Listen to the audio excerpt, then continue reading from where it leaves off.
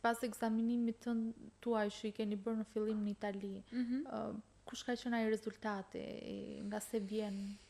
Në fakt, kur kemi marrë diagnozën për autizmin, kemi vendosur të bëjmë një analizë genetike, sepse do ta dija nëse unë e përmbaj atë gen ose ish partneri im. E kemi bërë te privati, e kemi çuar në Amerikë, sepse aty e bëheshe, na kthyen përgjigje, na thanë që asnjëri për ju nuk është carrier të atij lloj geni, edhe Lukasi nuk e ka genetike. Por kaq na thanë.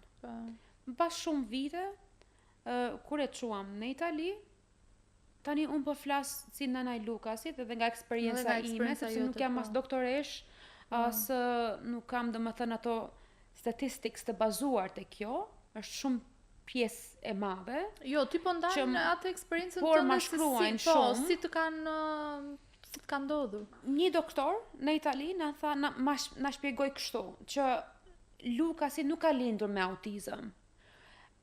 Imuniteti i Lukasit në kohën që ka marrë vaksinën nuk e ka përballuar dot trupi i Lukasit dhe i është shfaqur autizmi.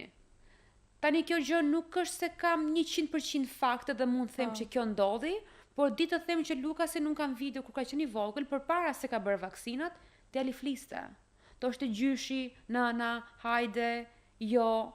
Mbasi i ka bërë, ka ndodhur një ndryshim i madh. Tani mund të thuash që po nuk kam atë lloj përgjigje 100%, po di të them në rastin tim unë për Lukasin e mendoj që po e ka pasur shkaku të vaksinave. Kjo pjesa e vaksinës ka shumë teori konspiracioni, disa e besojnë, disa jo, por është ajo shteti që varet nga imuniteti i fëmijës dhe është në dorën e çdo prindi, nëse nuk jemi këtu për t'ju thënë që mos i bëni vaksinat apo bëjeni vaksinat.